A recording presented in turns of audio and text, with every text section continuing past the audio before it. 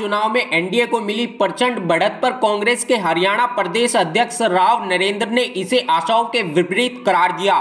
उन्होंने कहा कि बिहार में एसआईआर के जरिए 65 लाख वोट काटे गए थे। इसी गड़बड़ी के चलते बिहार में रुझान सामने आ रहे हैं। 2014 के बाद हुए चुनावों के जितने भी परिणाम सामने आए हैं वह सभी आशाओं के विपरीत हैं। 2024 में हरियाणा लोकसभा और विधानसभा के चुनावों में भी विपक्ष के साथ भाजपा नेता भी कहने लगे थे कि हरियाणा में कांग्रेस की सरकार बनेगी, लेकिन जब परिणाम आए तो वह बिल्कुल ही उलट निकले। राव नरेंद्र ने कहा कि हरियाणा में 25 लाख वोट चोरी हुए हैं, जिनका खुलासा राहुल गांधी ने किया। उन्होंने आरोप लगाते हुए कहा कि चुनाव आयोग की मिलीभगत से भाजपा ने चुनाव जीता था, जिसके विरोध में कांग्रेस ने पूरे देश में वोट चोर गद्दी छोड़ का अभियान चला रखा है, जिसका समापन 11 दिसंबर को गुरुग्राम में किया जाएगा।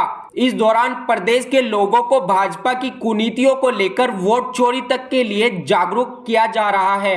आज हमारे श्रद्धेय पंडित जवाहरलाल नेहरू जी की जयंती पर जिला कांग्रेस कार्यालय गुड़गांव में हमने उनकी फोटो पे, प्रतिमा पर फूल मालाएं अर्पित की, फूल चढ़ाए, श्रद्धा सुमन अर्पित की और गुड़गांव के जो स्थानीय साथी, हमारे कार्यकर्ता, हमारे जिला अध्यक्ष, पार्टी के उम्मीदवार, उन सब के साथ में आज हमने ये पर्व एक तरह से मनाया। हमारे लिए तो पर्व है। पंडित नेहरू जी आधुनिक भारत के शिल्पकार, निर्माता थे। उन्होंने आजाद होने के बाद में जहां देश के अंदर सब कुछ बाहर से आता था, सुई तक नहीं बनती थी, आज अगर हमें गर्व है इस बात पे कि हवाई जहाज तक और यहाँ तक कि अंतरिक्ष का भी जो कार्य होता है वो अपने देश के अंदर है। बड़ी बड़ी संस्थाएं, एम्स जैसी बड़ी स्वास्थ्य की संस्था, आईआईटी, आईआईएम और बड़े बड़े उद्योग धंधे, भाखड़ा बांध जैसा एक बहुत बड़ा एक कार्य जो सब कितने प्रांतों के लिए फायदा है, जल का किसान भाइयों के लिए, और आत्मनिर्भर भारत बनाने के लिए उन्होंने प्रयास किया। जहां पहले हमारा अन्न भी बाहर से मंगवाना पड़ता था, स्थिति ये होती थी, आज स्थिति ये है कि भारत दूसरे देशों को भेजता है। तो ये कोई कहे कि आज किसी व्यक्ति ने, किसी पार्टी ने आके हमने भारत को बना दिया, गलत कहते हैं। भारत की शुरुआत पंडित जवाहरलाल नेहरू जी से हुई थी। आज वो विश्व की अगर कोई ताकत है तो उसका श्रेय पंडित नेहरू जी को और कांग्रेस पार्टी को जाता है, इसलिए हमने उनको नमन किया। देखिए, वैसे पूरी बात तो पूरा रिजल्ट आने के बाद ही हमें कहना चाहिए, लेकिन एक बात आपको खुद याद है, एसआईआर के मुद्दे के ऊपर जहां हमारे नेता राहुल गांधी जी ने, महागठबंधन के नेताओं ने, तेजस्वी जी ने, पूरे गठबंधन ने जिस तरह से एसआईआर का विरोध किया, जिस तरह से एसआईआर के नाम के ऊपर, जाति और धर्म के नाम के ऊपर 65 लाख वोटों को काटा गया, वो अपने आप में गलत बात थी। उसके विरोध में हजारों लोग सड़कों के ऊपर आए। आपने स्वयं देखा, प्रेस के साथियों ने अपनी तरफ से, और जिस मजबूती के साथ हमारे नेता राहुल जी ने, कांग्रेस पार्टी ने और इंडिया गठबंधन ने जो बातें उठाई, वो अपने आप में एक बेमिसाल थी। रही परिणाम की बात, तो आप जानते हैं 2014 के बाद परिणाम जो भी आ रहे हैं वो लोगों की आशाओं के विपरीत आ रहे हैं।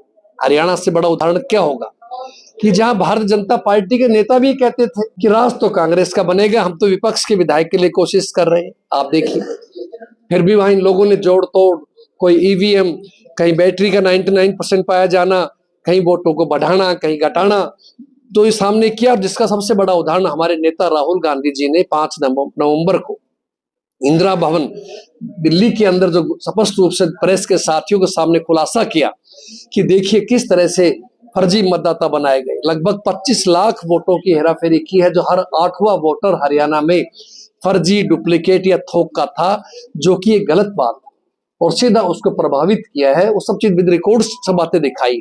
और ऐसा नहीं है कोई कांग्रेस ने कोई आज हरियाणा में चुनाव हो या हम लोग को असत्य बात कर रहे हो, जो कहा 100% सत्य कहा। इसलिए मेरा आप सब साथियों से भी निवेदन है, प्रेस के साथियों से भी, कि सत्य को जरूर लोगों के सामने हम उजागर करें, सत्य को बताएं।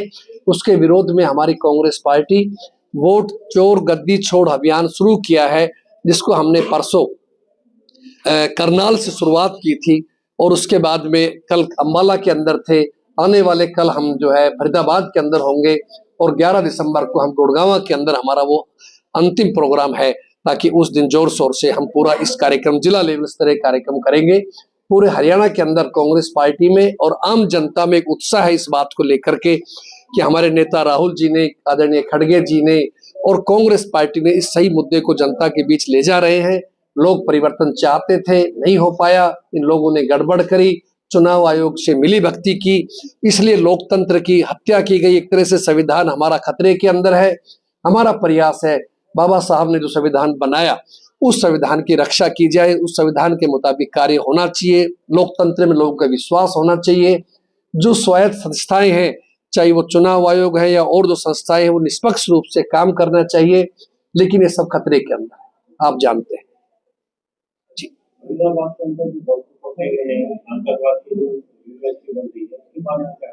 देखिए, कांग्रेस हमेशा आतंकवाद के खिलाफ रही है।